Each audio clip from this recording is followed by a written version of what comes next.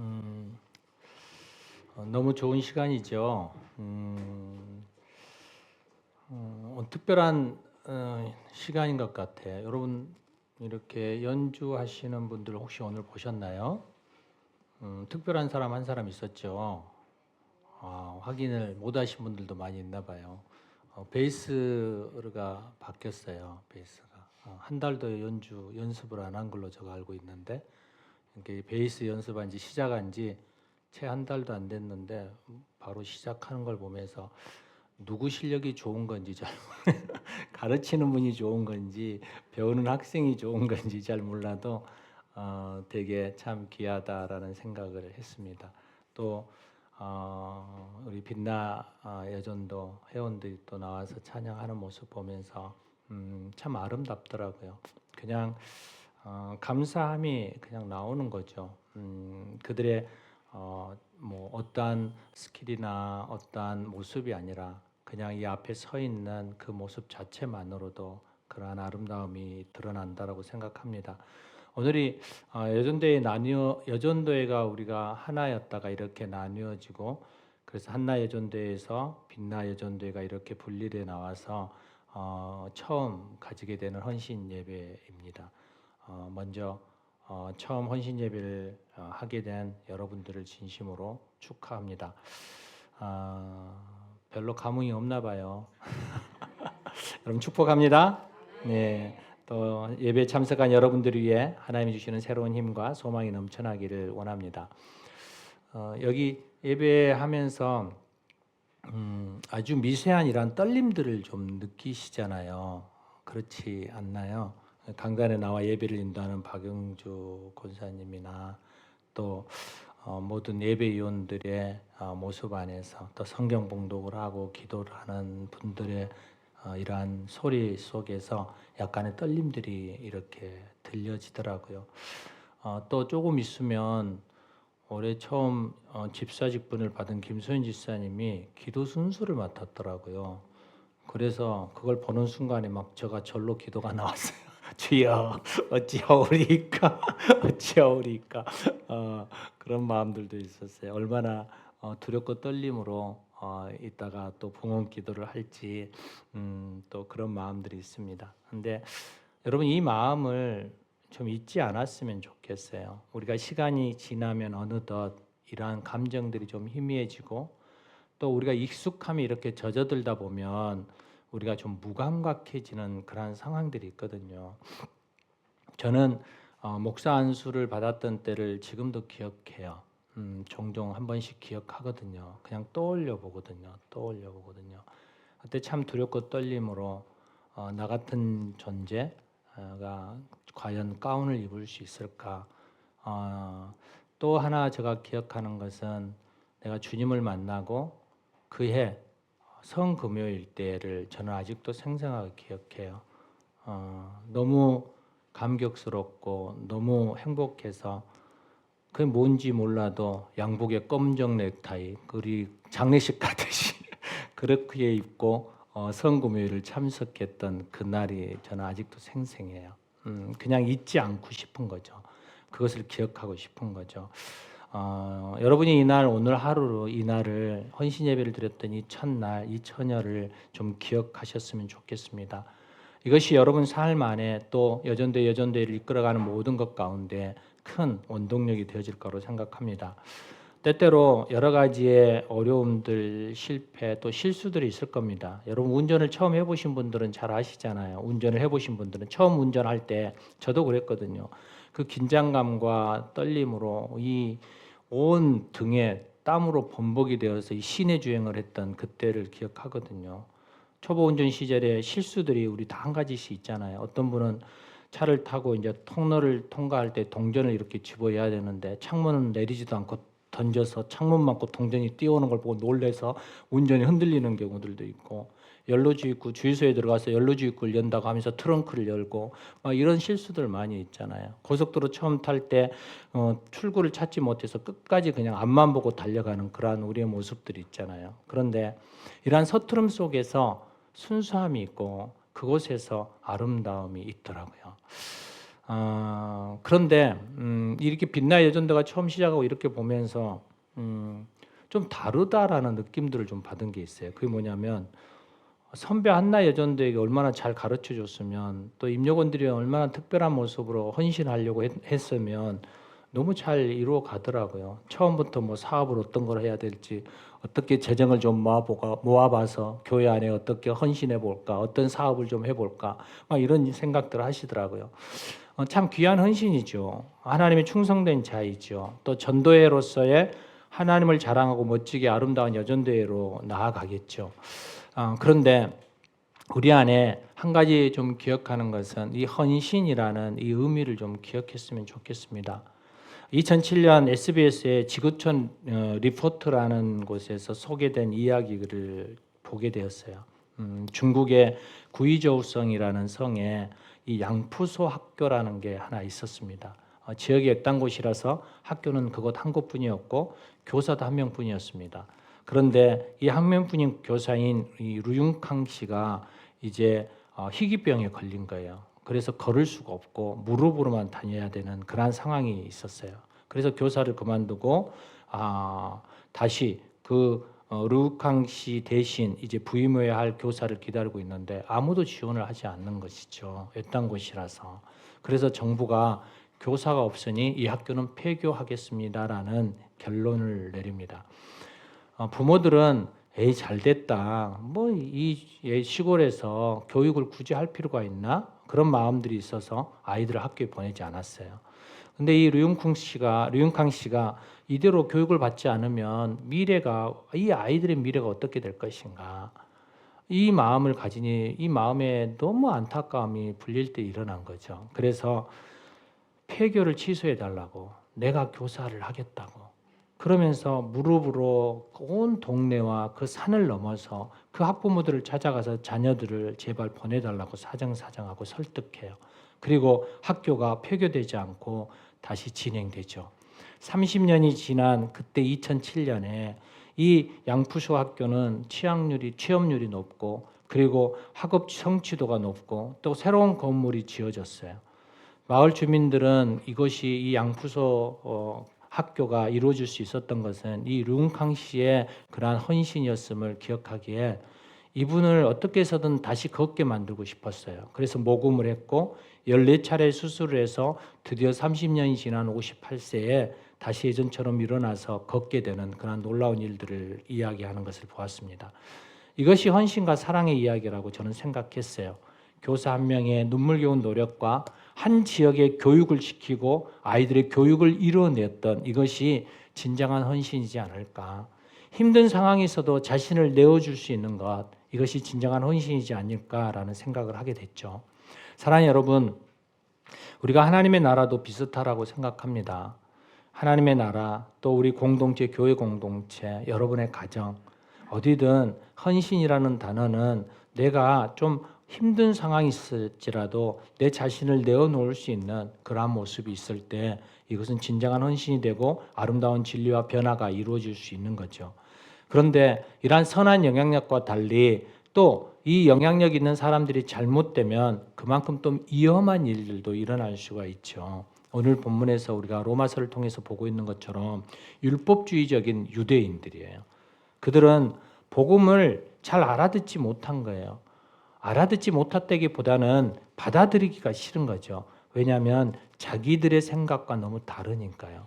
자기들이 수고하고 업적을 이루었던 이득과 너무 달라서 손해봐야만 하기 때문에 그 진리를 받아들이고 싶지 않는 거예요. 그래서 그들은 계속 엉뚱한 소리만을 하죠.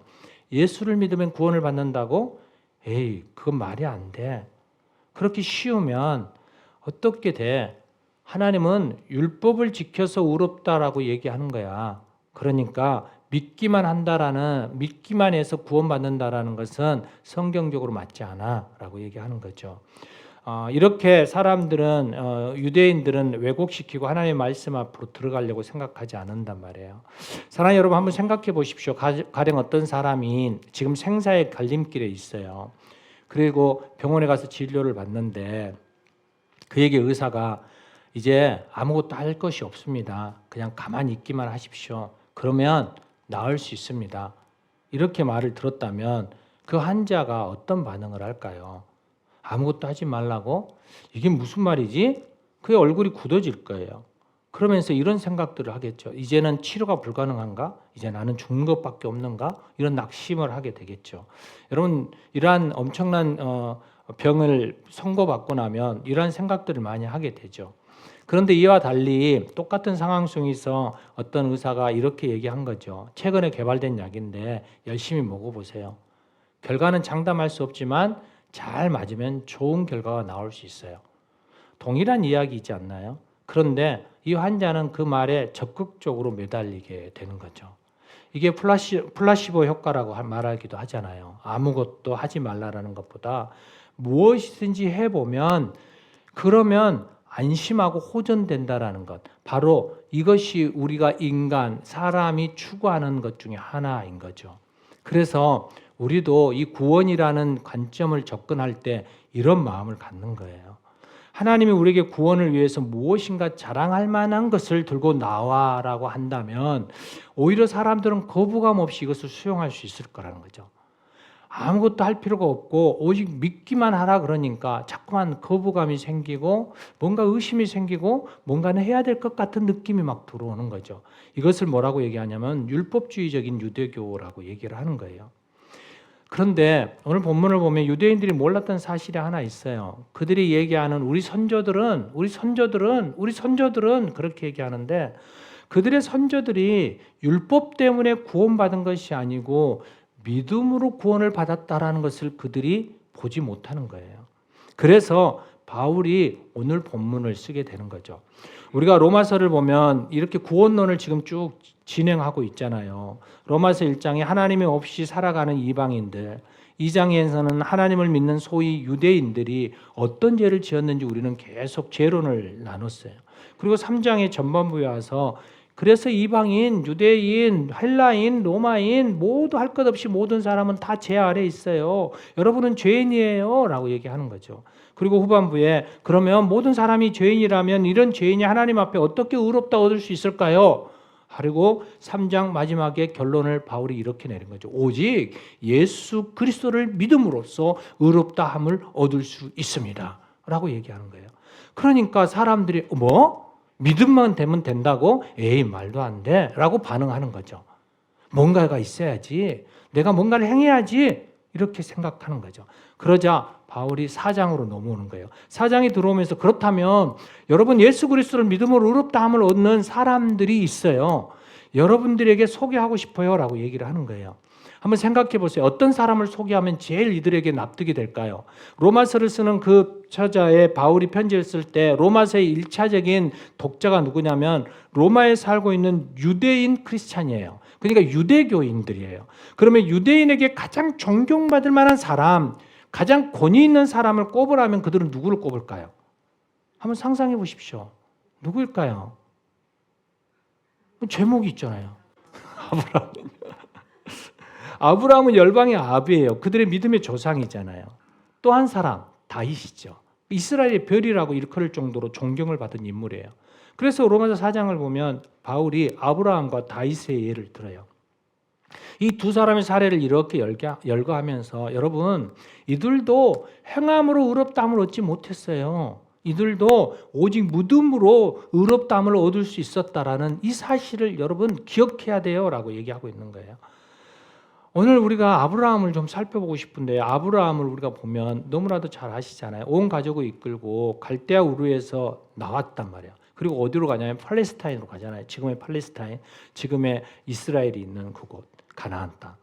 모험적인 이민을 시도했죠. 그리고 그에게 이렇게 명칭이 붙어요. 뉴 프론티어, 개척자라는 개척자. 그는 평생을 통해서 그의 삶 속에 좌충우돌 하면서 하나님의 말씀에 순종을 배웠어요. 그러면서 하나님으로부터 복을 받는데 내 자손은 하늘의 별처럼 바닷가의 모래처럼 많아질 거야 라는 축복을 받은 사람이죠. 그리고 아브라함은 이스라엘의 그 독특한 민족의 조상이 되었어요. 그리고 그 아브라함은 지금 한참 전쟁 중 가운데 있는 이 중동, 바로 이 숙명적인 나라 아람 민족의 조상이 되었죠. 그리고 동시에 전 세계에 흩어져 있는 그리스도인들의 믿음의 조상으로 추앙을 받는 사람이 된 거예요. 그러니까 이 아브라함보다 더 우리가 믿음이라는 사람의 모델로 제시할 수 있는 사람이 우리는 이 세상에 존재할 수 없을 정도로 아브라함은 위대한 사람이에요.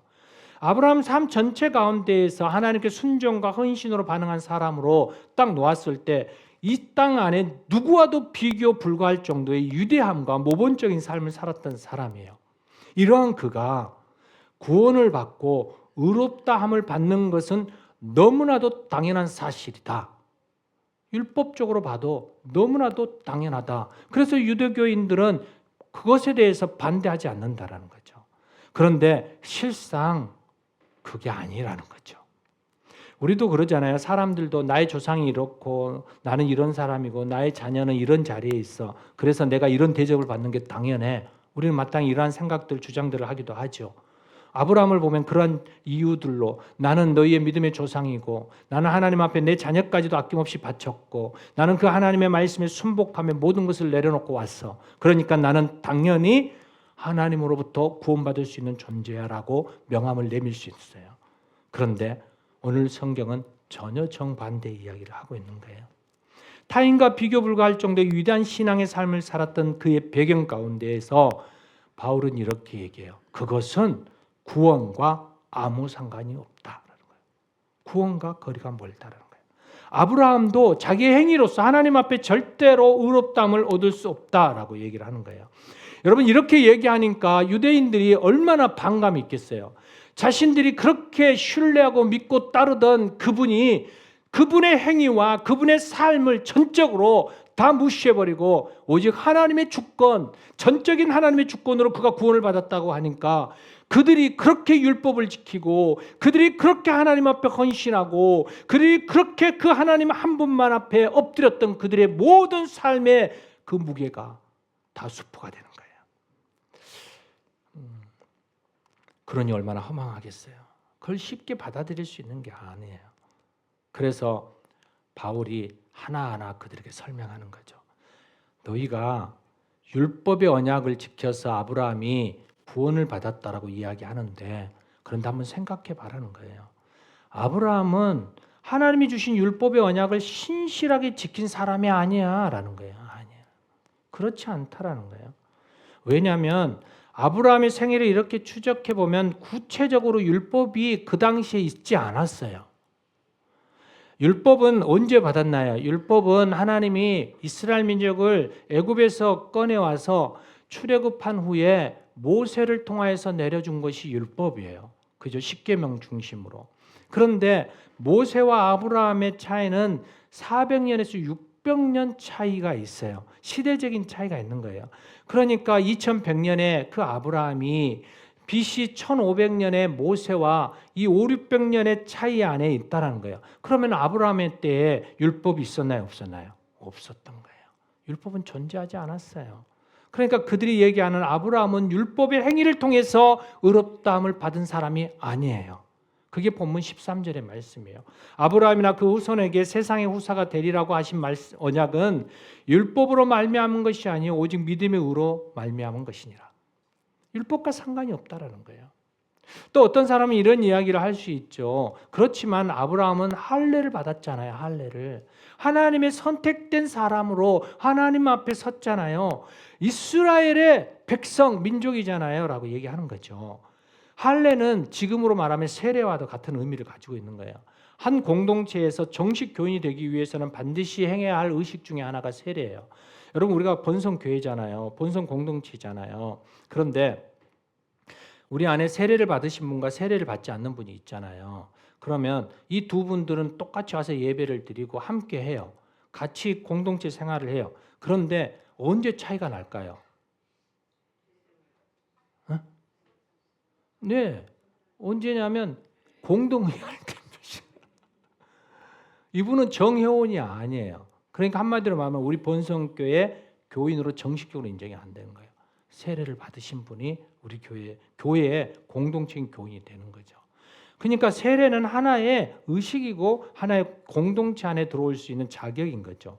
이스라엘 백성이 되기 위해서 반드시 통과해야 할 종교적인 의식이 뭐냐면 할례예요. 할례. 그러니까 아브라함도 할례를 받음으로써 하나님의 의로운 백성이 될 수 있었고 그러한 하나님의 백성, 의로운 백성으로 설 수 있었던 거죠. 그런데 할례가 구원의 중요한 조건이 될 것인가? 라는 것에 대한 물음에는 아니다라는 거예요. 왜냐하면 이게 시간적인 차이가 있거든요. 아브라함이 할례를 받은 때와 하나님께서 아브라함아 너는 의로운 자야 내가 너 의를 인정할게 하는 그 의로움을 받은 때가 달라요. 우리가 생각했을 때 할례를 받았을 때 아브라함이 그 이후에 내가 너를 할례를 받고 너의 행함이 너무 귀하여서 내가 너를 의롭다 할게라고 하면 아무런 문제가 없어요. 유대교적인 주장이 맞아요. 그러나 먼저 할례가 없었던 율법이 없었던 때고 두 번째 할례 이전의 사건이라면 지금 유대교에서 율법적인 유대교에서 주장하고 있는 게 다 틀린 거죠. 창세기 17장을 보면 이렇게 나와요. 11절에 너희는 포피를 베어라 즉 할례를 행하라 이것이 나와 너희 언약의 표징이다. 언약의 백성이 된다라는 이야기죠. 할례는 그만큼 중요한 거죠. 그러면 그가 말하는 의롭다함을 여긴 것은 언제였을까요? 그것은 창세기 15장이에요. 2장 앞이에요.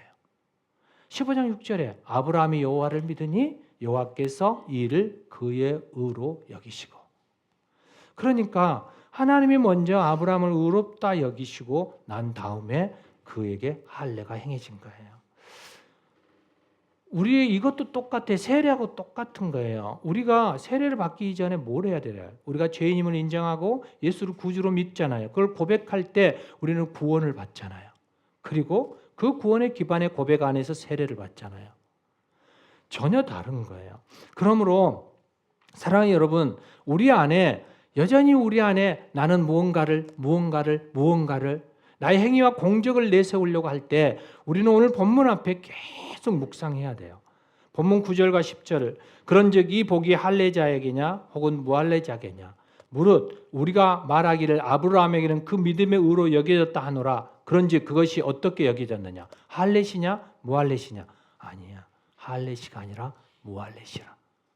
할례를 받기 전이라는 거예요. 그럼 율법 전의 사람, 무할례 전의 사람 바로 그 무할례 상황 그 속에서 아브라함이 의롭다 여겼다면 여러분이 의롭다 구원받았다라고 말하는 그 시점은 언제이십니까? 한번 생각해 보십시오. 언제이십니까? 여러분이 무언가를 했을 때일까요? 하나님이 기뻐하심을 받았을 때일까요? 하나님이 원해 그래 내 마음에 흡족해 그래 내가 그래서 너를 구원해 줄게 그럴까요? 아니요. 그냥 예수 그리스도를 믿는 그 믿음 하나로 하나님이 너희를 구원을 하겠다라고 말씀하고 있는 거예요. 이것을 성경은 뭐라고 얘기하냐면 은혜라고 해요. 은혜란 받을 자격이 없는 사람에게 베풀어지는 하나님의 편에서의 일방적인 호의예요. 오늘 로마서 4장을 이렇게 시작하거든요. 그런즉 육신으로 우리의 조상인 아브라함이 무엇을 얻었다 하리요? 만일 아브라함이 행위로서 의롭다 하심을 받았으면 자랑할 것이 있으려니와 하나님 앞에서는 없느니라. 행위가 아니라는 거죠. 그리고 4절 이렇게 얘기해요. 일하는 자에게는 그 싹이 은혜로 여겨지지 아니하고 보수로 여겨지느니. 무슨 이야기인가요? 어떤 사람이 일을 해서 그 대가로 돈을 받으면 그것은 노동의 대가고 보수예요. 그렇죠? 그러니까 이것에는 감사가 있을까 없을까요? 마땅한 거예요. 당연한 거예요. 당연한 걸 받은 거죠. 그런데 이 사람이 다쳤어요. 일을 할 형편이 안 됐어요. 그래서 매일매일 이제는 어떻게 살지 걱정하고 있었어요. 그런데 그날 통장을 열어봤는데 한 달 월급이 통장 안에 들어와 있는 거예요. 일도 하지 않았는데. 사장님이 궁일이 여기서 보수를 준 거예요. 이것은 보수의 은혜예요. 은혜예요. 구원이 바로 이런 거예요. 구원은 보수가 아니고 그저 주시는 은혜라는 거예요. 빛나 예전대 회원 여러분, 자녀를 사랑하시잖아요. 그래서 매일 가슴앓이를 하시잖아요. 어느 정도 사랑하십니까? 한번 생각해 보십시오. 그 자녀를 잉태했을 때 태아가 여러분에게 무엇을 해주던가요? 뭘 해줬어요? 그냥 자궁 안에서 여러분 괴롭게만 했잖아요. 입덧한다고 얼마나 고생하셨어요. 남편만 추하라고 고생했지 또. 낳을 때는 어땠어요? 그 자녀가 여러분에게 뭔가를 도와줬어요?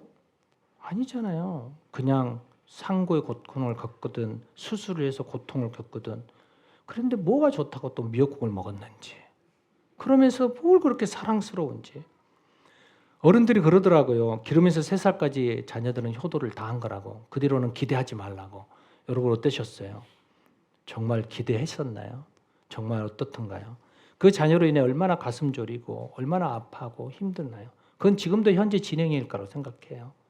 왜 그렇게 안절부절하며 자녀를 사랑하시나요? 자녀가 뭘 해줬는데? 여러분에게 어떤 도움을 주셨는데? 더 기가 막힌 것은 여러분에게 집에 들어가면 아무런 도움도 주거나 노력하지도 않았는데 마치 자기 집인 양 딱 들어와서 당당하게 여기는 내 방! 제일 먼저 찍잖아요. 그리고 여기는 내 방. 그리고 마음껏 누리고 자기 할 거 다 하잖아요. 그러면서도 여러분 어떻게 해요? 당연하지 뭐. 그렇지. 그리고 받아들이시잖아요. 속만 그렇게 썩이는데도 자녀가 원하면 못 해주어서 가슴 아파하고 다 해주면서도 비위를 맞추고 그러면서도 어떻게 해요? 자녀 눈치 보고. 야 이거 기가 막히다 진짜. 자녀들이 다 큰 성인이 되었음에도 여전히 여러분은 해야 할 누려야 할 권리가 있었음에도 그걸 다 내려놓고 아둥바둥 자식을 위해서 살고 있는 여러분. 이것을 여러분 뭐라고 얘기하십니까? 이걸 사랑이라고 얘기하잖아요. 은혜라고 얘기하잖아요. 은혜. 내가 배우자를 사랑한 것밖에 배 아파서 낳은 것이 죄라면 죄인데 그것밖에 없는데 왜 그렇게 마음을 주고 대가를 바라는 것도 아닌데 그것을 행하고 있는 그 모습을 보면서 사랑하니까 은혜이니까요. 자녀가 아프면 자기 잘못인 것처럼 여러분 얼마나 가슴 아파했습니까? 엊그제 자신의 유전병으로 인해서 한 자녀가 내 자녀가 아픈가 하면서 속상해하는 그것을 그냥 흘러가는 이야기를 제가 들었어요. 그게 제 안에 너무 많이 가슴에 표현을 안 했는데 가슴이 이렇게 먹먹하더라고요. 먹먹하더라고요. 아무것도 아닌데 그냥 낳은 것뿐인데 그게 왜 내 죄야? 자녀를 향한 그 사랑과 그 은혜 그러기에 마치 내 때문에 나 때문에 여보 이 마음이 아버지의 마음이에요. 아버지의 마음. 이 마음으로 5절을 한번 좀 봐보십시오. 이를 아니할지라도 경건하지 아니한 자를 의롭다 하시는 이를 믿는 자에게는 그의 믿음을 의로 여기시나니 이를 아니할지라도 아무 자격도 아무 행위도 아무 공적도 없다 할지라도 너 믿음 하나면 내가 너를 의롭게 볼 거야. 이게 하나님의 은혜라는 거예요. 은혜. 사랑하는 여러분, 아브라함의 믿음과 우리의 믿음이 다른가요? 본질적으로 동일한 믿음이 아닐까요? 아브라함은 하나님이 그에게 장차 보내주실 메시아를 믿었고 우리는 우리를 위해서 의미 있게 보내주신 그 예수 그리스도를 믿은 거죠. 동일한 믿음이라고 저는 믿습니다. 그래서 그 믿음 안에서 우리는 섰고 그래서 우리는 그 아브라함을 나의 조상, 믿음의 조상이라고 고백하고 있는 것이죠. 그래서 갈라디아서 3장 7절에 보면 우리와 아브라함 사이에 시간적인 차이가 있음에도 불구하고 바울은 이렇게 얘기해요. 그런즉 믿음으로 말미암은 자들은 아브라함의 자손인 줄 알지어다. 사랑하는 여러분, 우리가 아브라함의 자손이라고 얘기합니다.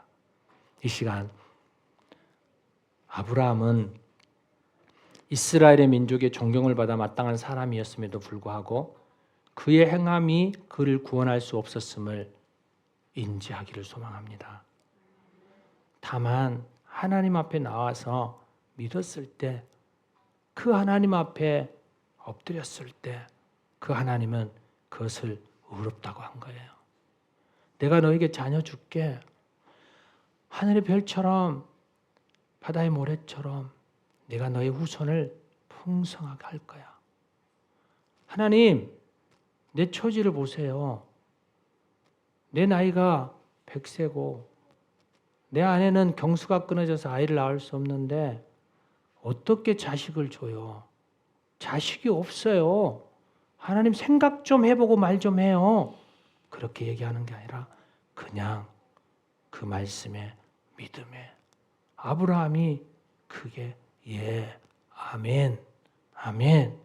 그 믿음의 소리에 하나님이 그래, 그것이 나의 내가 너의 의로 여길게라고 얘기하는 거예요. 사랑하는 여러분, 동일한 것을 우리에게 접목하겠습니다. 우리에게 동일하게 하나님은 말씀하죠. 나 같은 죄인이 어떻게 하나님 자녀가 될 수 있어요? 내 삶의 꼬라지를 보면 어떻게 내가 하나님의 자녀가 될 수 있어요? 이렇게 말하는 우리에게 그럼에도 불구하고 예수가 나를 위하여 죽으셨고 나를 구원하였음을 내가 믿습니다라는 그 고백을 들을 때 하나님은 그래 내가 그 믿음 위에 너를 의롭다 내가 너를 구원하겠다라고 말씀하시는 것입니다. 오늘 이 제사함이 그 구원의 놀라움이 저와 여러분 안에 가득 채워져서 아브라함의 행복, 아브라함의 그 체험이 바로 우리의 행복과 우리의 체험이 돼서 우리도 바로 예수 그리스도 안에서 아브라함의 자손이 되고 그 믿음 안에서 저와 여러분이 함께 더불어 살아가며 또한 빛나 여전대회와 또 남성교회와 또 한나 여전대 또 청년의 모든 교회 학교와 또 이 번성교회 모든 교우들이 되어지기를 주의 이름으로 간절히 부탁드립니다. 우리 함께 기도하시겠습니다. 우리 함께 다시 한번 기도하며 나아가고 싶습니다. 하나님, 우리가 여전대이고 남성교회이고 또 여성이고 남성이며 또 아비이고 자녀입니다. 그럼에도 하나님, 우리도 자녀를 사랑하는 은혜가 있고 사랑이 있기에 그 아버지의 마음을 조금이나마 오늘 이 시간 깨닫게 됩니다. 주님, 그 은혜 앞에 내가 서서 믿음으로 구원 얻었음을 다시 한번 이 시간 고백하는 그러한 시간, 또 하나님의 자녀됨을 믿음으로 확신하는 시간 되게 하여 주시옵소서. 오늘 이 마음 가지고 함께 기도하시겠습니다. 오 주님, 그렇습니다. 우리 안에 하나님의 마음을 주시고 그 하나님의 사랑을 주시고 그 하나님의 은혜를 부어주셔서 우리를 자녀되게 하여 주시니 감사합니다. 주님 가게 하여 주시옵소서. 하나님 감사합니다. 하나님 감사합니다. 주님의 은혜, 주님의 그 사랑 오늘도 우리 안에 가득 채우며 나아갑니다. 하나님, 나를 사랑하시고 모든 교우들을 사랑하시고 이 교회를 사랑하셔서 구원을 이루어 주심에 감사드리며 우리 주 예수 그리스도 이름으로 기도합니다. 아멘. 아멘.